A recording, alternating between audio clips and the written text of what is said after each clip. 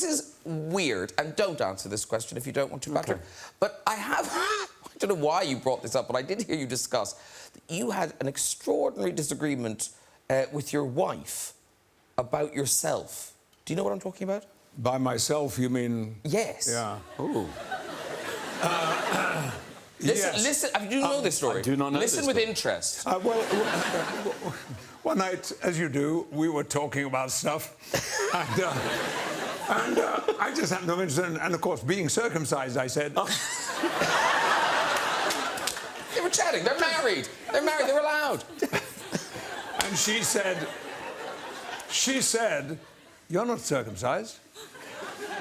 I said, "What do you mean? You've only known me all my life." I remember my mother telling me. Why? Because it was fashionable at the time. She said, "You're not circumcised." I said, "That's ridiculous. I should know if I'm circumcised." Of course I am. End of conversation. But the next day, I happened to be seeing my doctor. Are you okay? I was seeing my doctor for my annual physical. Of course. So, while he was down there, I said... Excuse me, Doc. Oh, by the way, Irv, my wife and I had a little disagreement. I am circumcised, aren't I? Because she says I'm not. And he goes... Not. I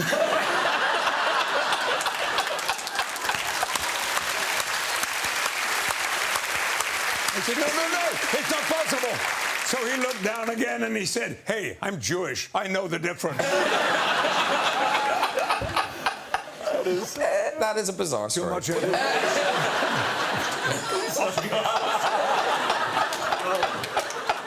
I have grandchildren.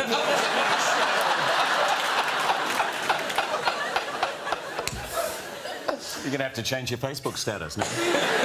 Yes. No more beef stew. Well, there's more beef stew.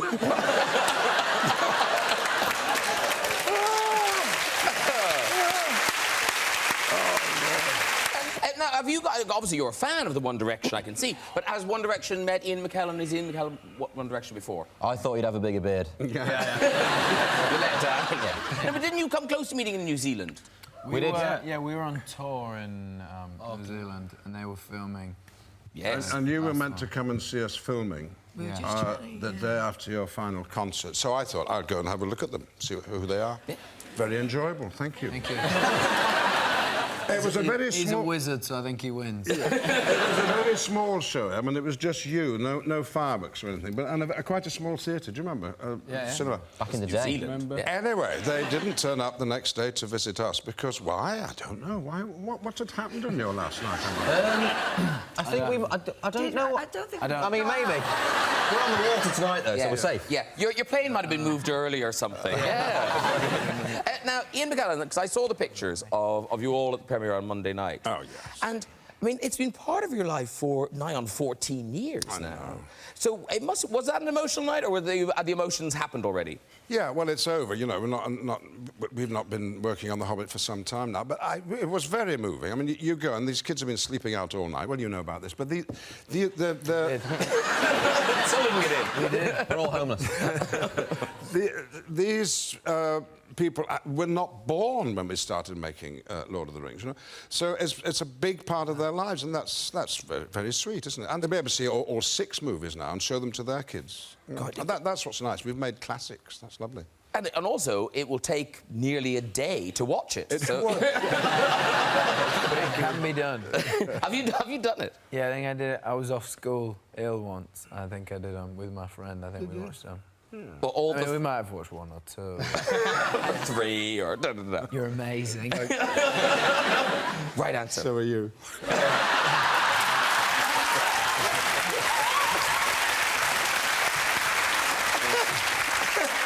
So you're back in Star Trek now, but like over all the time you haven't been doing it, the show, as you guys were saying, never goes away. It's constantly on television. Do you ever find yourself like drawn into watching them?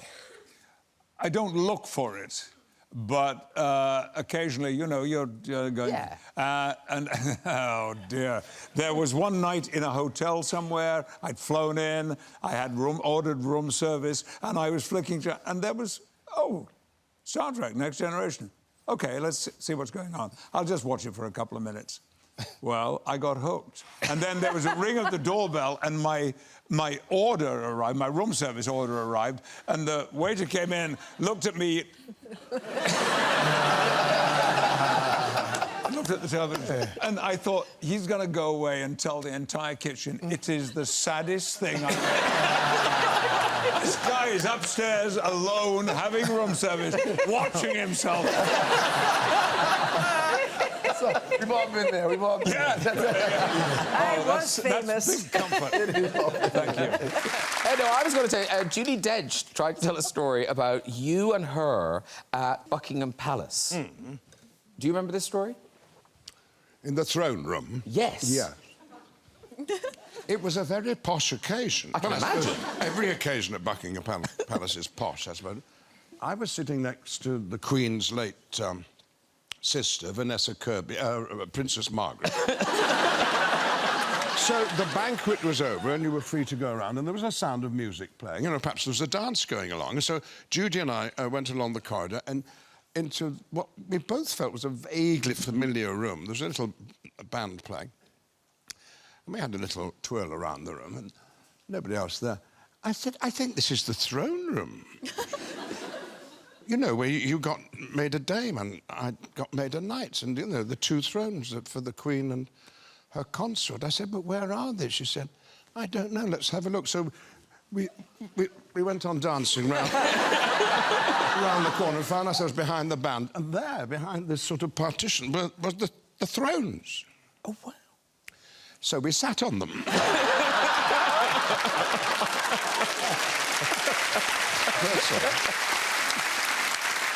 It brings out the worst in you, Buckingham Palace. I was doing an event there, a sort of part of a concert, and I was given a dressing room, which was a guest room at the front of Buckingham Palace. And you looked out of the window, and you were right next to the balcony. Yeah.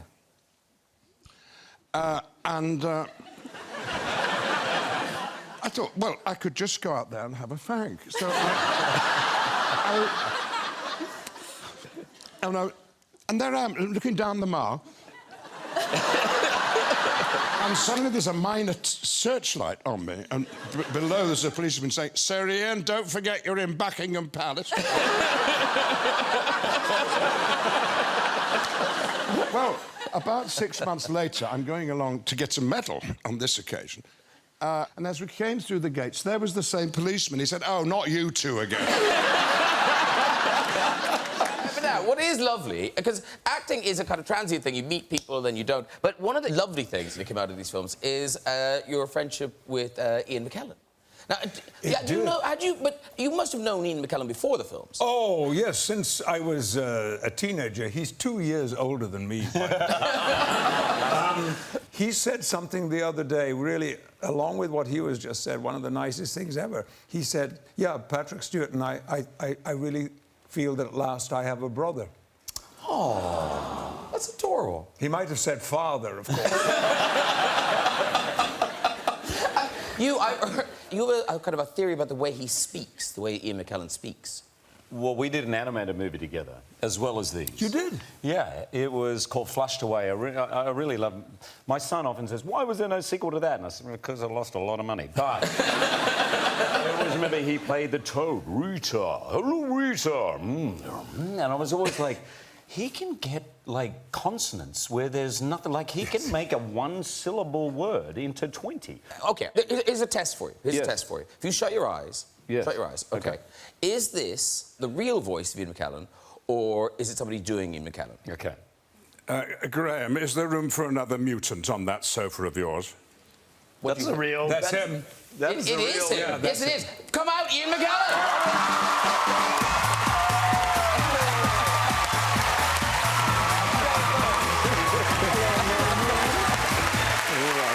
It's so good to see you.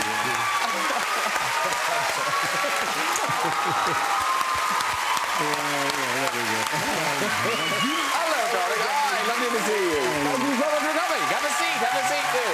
Have a seat.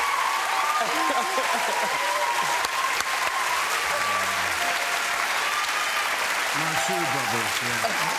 My shoe bubbles. I should just explain why I'm dressed as I am. I've just come down from Scotland, and it took longer to get from City Airport to us than it took to get from Edinburgh to City Airport. So I'm still in the clothes I was wearing up there. Well, you're very welcome. I am wearing. You look lovely. Do you recognise this? Yes, I This is Magneto's coat. Is it really? Yeah, they gave it to me. It's in red. Do you remember the red? Yeah. Look at it now. Yes. Oh, that is so great. So I'm just hoping someone's watching, and needle and thread can help me. Well, no, there you drape it somewhere. My mum can do this. She's very good with that stuff. Yeah. Not working tonight. No, you're not working tonight. I refuse. I'll drape it there. I'll drape it there. Yeah. Sit down. And look at you now, Sir Patrick Stewart. And you don't really use the sir much, do you? Or should I have been calling you... No, I shouldn't. Am I supposed to? No. OK. But No. do you... I take my lead from Sir Ian, whom we've both shared some time with. Yes. And he is so phlegmatic about all of that. And I just, you know, it's a great honour, but it's not something that I need to press. When you bump into another sir when you're out and about, do you call each other sir? Well, you must roll in sir circles. Okay. Circles. Sir. I just thought of it. Yeah. This minute. Can I be the ignorant American and ask, so how do you become a sir? Well, yeah, Patrick, how? I don't... Well, you know, it's a case of... No. I got mine on the Queen's birthday honours. But you have reminded me that I did have a sir encounter only a few weeks ago in Los Angeles. A rather fancy, in fact, extremely fancy restaurant. Well, tell them what it is, because they'll know. It was the Tower Bar. Sunset Tower? No. Yeah. These guys are cool. No. Say it again. Look up. The Tower Bar. Oh, man, the Tower Bar. What? Damn! I can't even get in there. Go on. Keep going. You keep going. Keep going. Okay. Well, No, the Tower Bar is the spot. I got a feeling this isn't going to work out quite the way I imagined. So the four of us were seated at a table. About 15 minutes later, into the restaurant walks Sir Paul McCartney. Wow. Good. Now, Paul and I have a very slender relationship, but it's lasted decades. Okay. I first encountered him in 1964. No. When his girlfriend, Jane Asher, then had told him that I loved Aston Martins. I was driving a battered old Ford, but Aston Martins were my dream car. She told him this. And one night, we knew he was seeing the show. There was a knock on my door. And I said, yeah, come in. I'm there in my underwear. You know, like... As usual. Well, I always... As you greet people normally. I hang around like that, just in the hope. And, Come in, I'm in my pants. yes. I'm ready for you. I said, come in. And the door opened, and standing there was Paul McCartney, who I had never met before. And this was 1964. Wow. And he said, Jane says that you like Aston Martins. Here, drive this. Wow. And he tossed a bunch of keys over to me. Cool. And it was it was his. Cool. Amazing. Anyway, do you want to hear the restaurant? No, Keep going. Keep going. We're in the fanciest restaurant in LA. We're now in the Tower Bar. Tower Bar?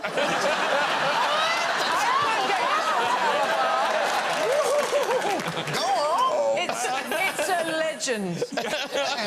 I am feeling less and less good about this. Keep going.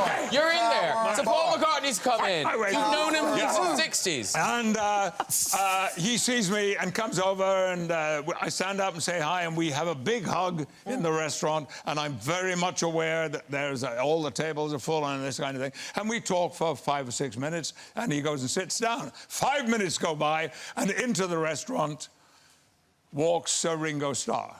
I swear to you, I'm not making this up. Were they together? Yeah. They were... They were at the same table. Oh, they were at the same Yes. table. Oh. Well, we at the Tower Bar. At the Tower Bar.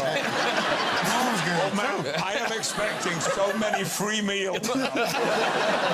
And we finish early, and I get up to go, and Paul stands up to say goodbye, and we have a hug. And as we have a hug, he says into my ear, "Do you know Ringo?" And I said, "Yeah, of course. I've never met him, but he said, "Oh, boy, Ringo, come on, come over here."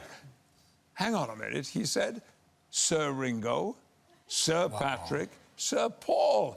Hey, we've got the Knights of the Round Table." You got there. Yeah, You got there. yeah, man. Oh, you did it. You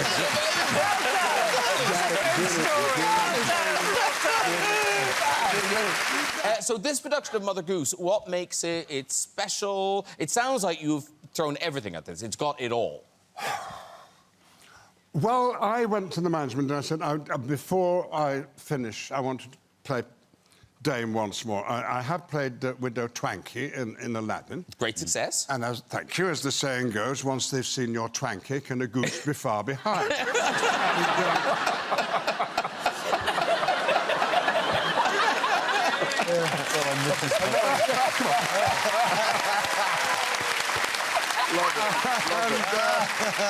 But Mother Goose is the great part for a dame because it's at the centre of the story, and it's not on the adjunct. It's all about a woman who is not quite happy with her lot and has her wishes granted, and we see what happens. And John, who do you play? I play Mother Goose's husband. Very good. Yes. So Daddy Goose. Called what? I only found I'm called Vic Goose, and I only found out here in the research chat here that I am Ian's first ever stage husband. Well, now. That's pretty good. Yeah. And I do believe that I'm John Bishop's first stage wife. No, but the others have been women.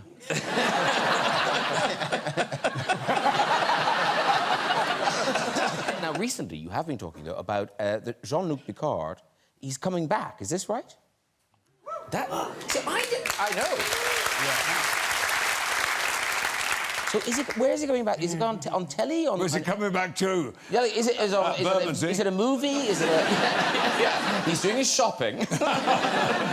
Yeah, it's... I still can't quite fully take it on board because I'm not only reviving Jean-Luc Picard, but I'm also co-executive producer on... Hello. Which I've never done before.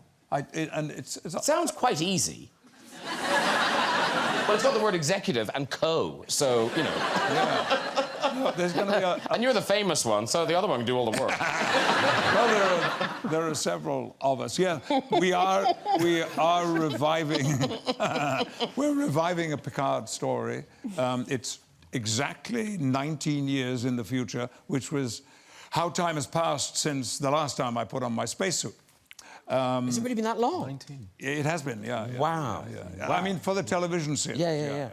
And I heard you talking in an interview about when you went for, when you were, I think it was after you were cast, they had quite a different vision of Jean-Luc Picard, that he wasn't going to be the way he turned out to be. Well, yeah, they thought he should be French, for one thing. And did you do it French? I did a recording, a taping, which must be somewhere in the vaults of Paramount Pictures, where we experimented with the French accent. Would you like to hear a sample of it? Oh, yes, go on. Yes. OK. Space.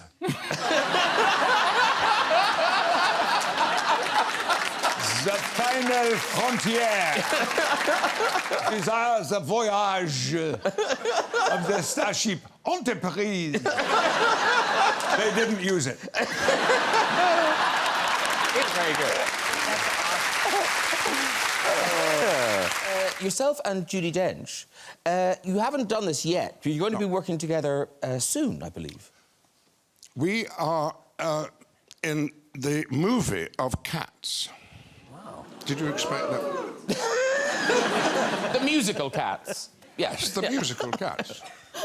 Who are you giving? Gus is the cat at the theatre door.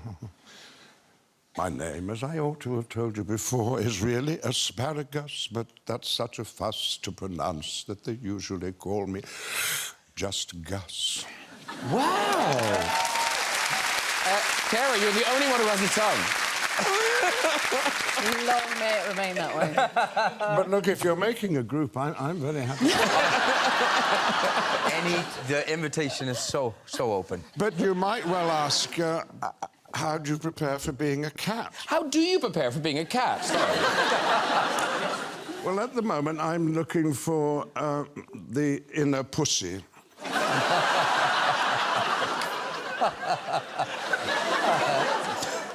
the mogginess that is within us all. And not doing very well at it.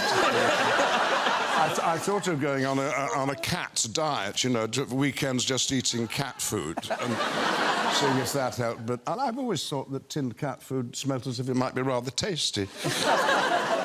It isn't. So, but I'm having to learn how to walk like a cat, though on 2 feet, and do a bit of paw action. Will you be in tights? So is it like costumes like the... I will be in tights. No, I don't know what I'm in yet, quite.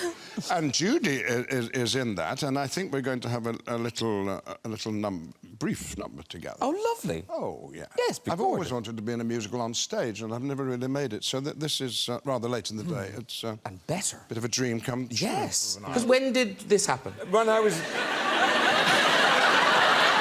No, you can use the words. It's all right to do that. Yeah. When did I go bald? I mean, look, I'm sitting next to these incredible... Yeah, but opposite me, so you're fine. I was 19, and it went in a matter of months. It fell out. It was my last year at drama school, and I thought everything was over. I did spend more money than I could afford on treatments. Waste of time. And I wore caps all the time. I wore a lot of wigs on stage. I had a hairpiece, a very good hairpiece, made that I would wear for auditions and occasionally for roles on stage. And I developed, yes, a comb-over. a kind of Donald Trump comb-over. Really? No, yeah, somewhere between Bobby John and Donald Trump. And so the problem is that, you know. You have a balloon on your head, stick it in the feet. All your hair goes with it. That's right. See, all those situations you've got to avoid. And it's limiting in your life. And now, of course, you're like the poster boy for bald people. Yeah. Can you see? It's true! Written on my tombstone. He was a poster boy. No, when I was working at the Barbican years ago, I was walking across a rain-swept square, one of those public places, and a guy walked past me with a hat on and an umbrella, and I was just walking, you know, bareheaded, and suddenly I heard my name called. He said, "Mr. Stewart," and I turned around, and he lifted up the umbrella, and he took off his hat, and he was as bald as me, and he said, "On behalf of all the bald men in the world, thank you."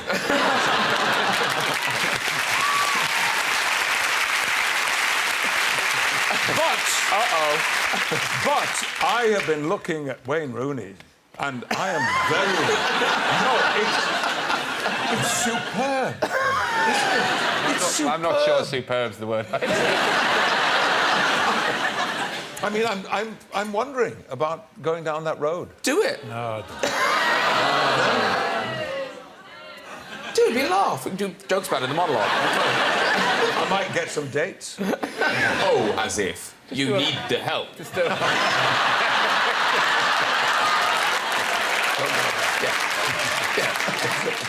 Not a word. Not a word. Now, I love it because we think of you as this like a serious Shakespearean actor, but you kind of love a bit of lowbrow as well. You're a huge Beavis and Butthead fan. Oh, yeah. Yeah. Genuine. Oh, look at them. There they are. Oh, My yeah. heroes. That's very good. To do a live action thing, the two of you on tour. Hey. Yes. Remember, you heard it here first. It's not a bad idea. The older Beavis and Butthead. The mature Beavis and Butthead. The bold Beavis and Butthead. Yes. He had to go there. Yes, he did. Beavis and Baldhead.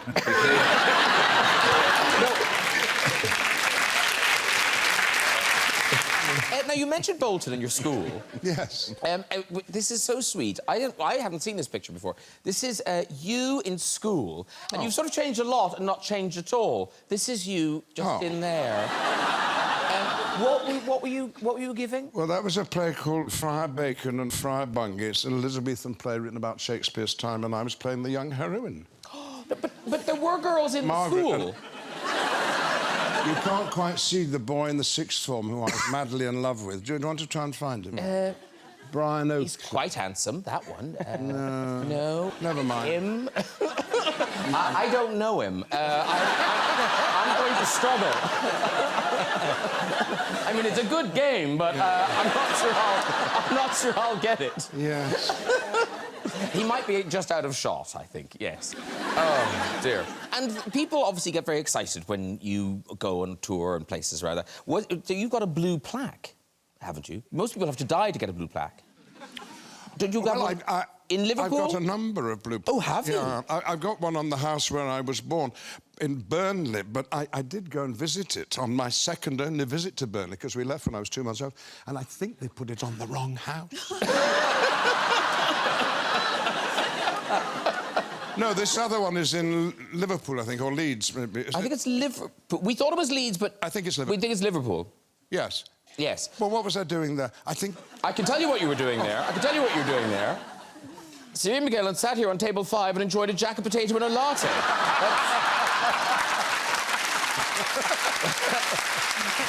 That's precisely what you were doing there. Yeah. Where, do you know where that is? It's on the university campus. Oh, in okay. the centre of town, yes. Was it a nice potato? Liverpool's looking gorgeous these days since they've done it up. Oh, yes. I used to go to Liverpool when I was a kid, and it was a dangerous and dirty and dank place, pre-Beatles, everything. But now, of course, it's spanking. It's terrific. Oh, it's beautiful now, yes. And in the show, obviously you'll be, you know, as you said, you'll be talking about Shakespeare and doing scenes and things. Yes. But you'll be also telling stories about your life and people you worked with. Yeah. There's a story... Actually, Dame Judy Dench tried... Don't ask me to tell another Maggie Smith story. No. Every time I see her, she says, "You've not been doing me again." Now you've done her again. No,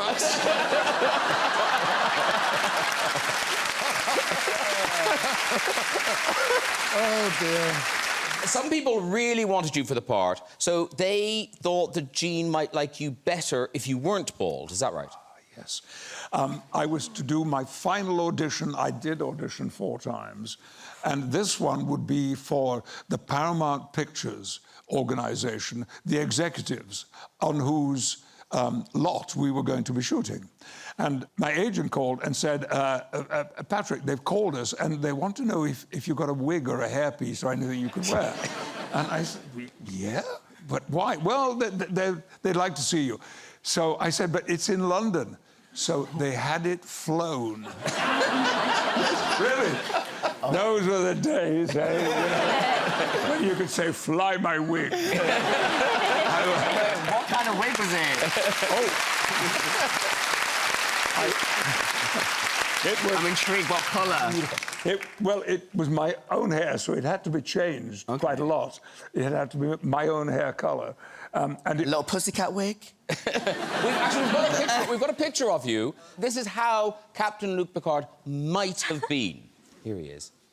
that's a hairpiece. It's a really good one. Oh, Very good. Yeah. So, when I did that final audition, I took my hairpiece with me. In fact, they had got a hairdresser to put it on for me, which she did, and did it very nicely. And then I did the interview, and the executives were very nice. And I went back in, and my hairdresser said, "Oh, I think they liked you. I really think they liked you. Come on, let me take that off." So she started taking it off, and there was a knock at the door, and it was all the Paramount people that had been watching my audition. And they came in, and they said, "Well, yes, thank you for coming," and so all that rubbish, you know. And then they left, and my makeup artist said, "You've got it. They wanted to see you without the wig. That's why they came in here. I know it without doubt." And it proved to be true, and the rest is sort of... It is history. It's television history.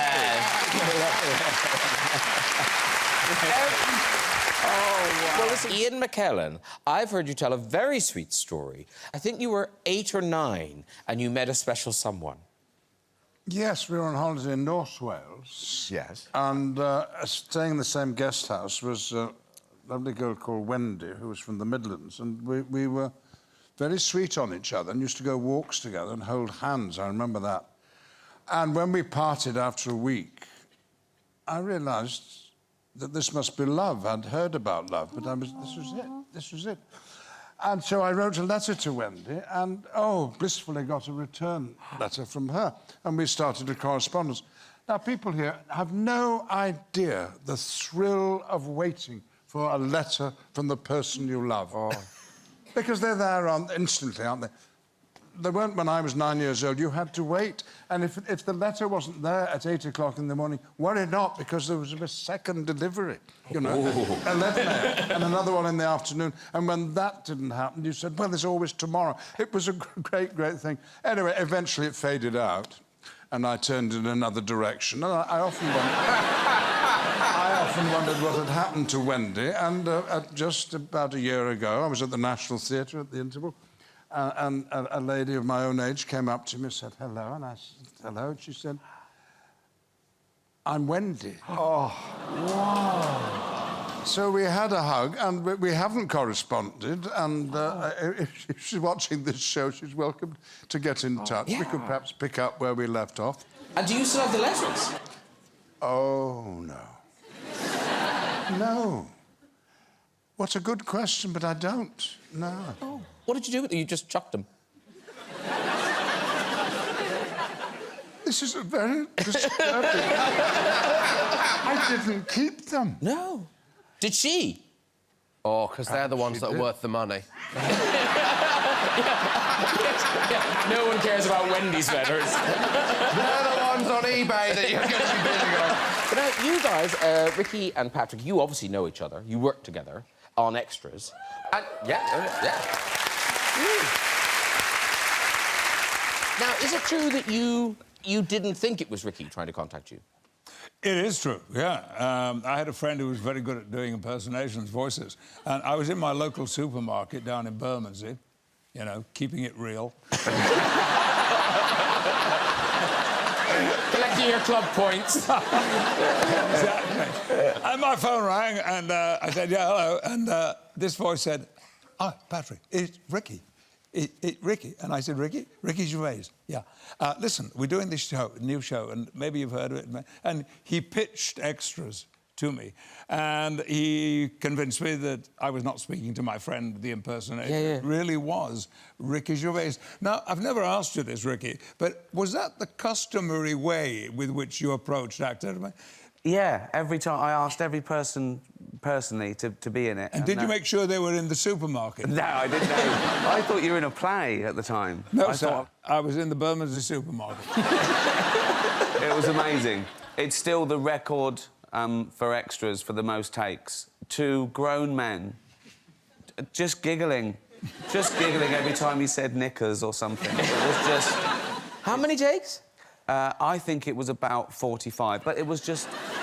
And it just got worse. And then you see the crew sort of not laughing anymore, and then I just couldn't do it. It was such a silly scene. But very quickly, it is Oscars weekend this weekend, and Ian, would you mind telling us the story about when you were nominated for Gandalf? Oh, yeah. And you had the beads. Yeah. Well, they weren't beads. In New Zealand, where we filmed Lord of the Rings, if you're lucky, when you leave, you're given a piece of green stone carved, and you wear it often enough, and your chances are that you'll get back to New Zealand. That's the idea. And it'll bring you a bit of luck. So when those films were nominated for something like 20 Oscars on that night, everybody from New Zealand was wearing their green stone, their punami, they're called. And when we're on the red carpet going into the ceremony, I met Maggie Smith. Hello, what are you here for? I said, well...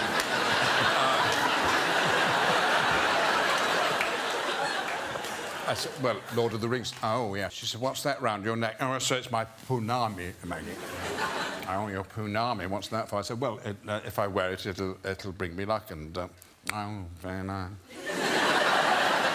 And we went our separate ways, and you know it lasts for 3.5 or 4 hours, you know, don't you?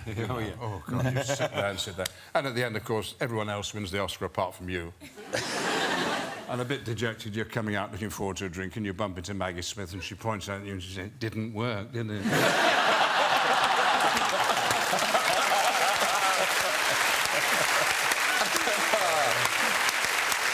Something odd happened to me. It's not very funny, but odd happened to me last week. But I'll just put it in context. You remember the late lamented Michael Gambon? Oh, yes. Who played the other wizard, you know, Dumbledore. Yes. And I played Gandalf, and we were often mistaken for each other. And I think he based his makeup and beard on mine, actually. Anyway, one day, I was going to see him in a show, and afterwards I said, do you ever get mistaken for me? He said, no, the whole time. And I said, well, what do you do? He said, no, they bring me their wretched 10x8s of you as Gandalf. I said, what do you do? He said, I just sign your name.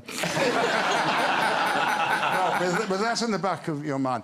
Last week, I was waiting for the Docklands Light Railway to take me back from the West End to home, and a voice behind me said, excuse me. I turned around. There were two young women in their 20s, and one of them said, are you Michael Gambon? And I said, Michael Gambon is dead. And she said, yes, I know, but are you Michael... I said, Michael Gambon is dead. And with that as an exit line, I swanned onto the DLR. But she followed. And she was laughing and giggling with her pals. And I think what she was doing was she was texting her friend saying, I've just seen a ghost. Very good. But I heard you talking about Ian and talking about how you were intimidated by his beauty. Yes. Well... Yes. Please tell me you have a photograph. This is a long time ago. Gorgeous. I think we do have a photograph. We've got a photograph of Ian as Coriolanus. Here we are. Look at that. Come on. My Lord. Wolverine, eat your heart. Having said that, you do look great there, Ian, but check out Patrick Stewart. There you go. Yeah. Well, you know. You know? I have what you've got to look forward to. But I'll tell you something you've been hearing about this amazing body. It is absolutely amazing. And the privilege to be so close. But, you know, Magneto, the character I used to play in this tired old franchise... was also pretty muscular, wasn't he? And he was. There you can see. Yeah. But the trick is that I am wearing underneath my costume a suit which is sculpted to look as if I've put all the effort as he has into it. Yeah. You knew that? Huh? Did you know that? They said you've got to work out. McKellen's working out, you've got to work out. I just put on the suit, and I'll tell you what, I've still got it at home. I did wear it on occasion. Why have you two got drinks and I don't? Yeah, that's a good point. Oh, would you like a drink? We've got red wine if you Red want. wine. Red wine. Red wine. Oh, look at that. Psychic. What? Lord. Water and red wine. Thank you very much. Wow. Let's just shout out drinks and see if they show up. Any nibbles? Oh, we're doing that. We're doing all that. Cheers, darling. Cheers, cheers, cheers. Lovely to see you. Oh, look, people. Well, and what's all this about you being circumcised? Come on, you shared a dressing room. I know. You know. So, you worked together. You worked together on Broadway. You did 2 plays together on Broadway at the same... So brilliant. Yeah. Oh, yes. Yes. You know, there are not many plays where there are 2 wonderful parts for actors of the same age. So you can go through your life never working with the people you admire and the people who you have an awful lot in common with. Shakespeare's not bad to that extent. Mm-hmm. But there are a few plays, and one of them is Waiting for Godot. There are 2 wonderful parts for people of the same age. And another one is No Man's Land by Harold Pinter, and we've done them both. And we've just finished doing No Man's Land in London. Though don't despair, if you missed it, you can catch it on NT Live. They record a performance. Oh, the cinema, the and to show it in cinemas. cinemas. And I have just had an idea. What? This is awesome. For some time now, I have been teasing Hugh, but getting more and more serious about a theatre job we might do together. Oh. I have been saying to this man for a long time, he should play Stephen Sondheim's Sweeney Todd. It is as if the role might have been written for him. Oh. And I add a rider that if he plays Sweeney Todd, I will, for a limited run, play the judge, which is a 2-scene role, but with 2 numbers, including a duet between the 2 of them. Who should play Mrs. Lovett? That is a good idea. Have a little crease. That's a good idea. That's a really good idea. and there's a nice juvenile part that Eddie Redmayne played in the movie. Oh. Yeah. I could play a pie.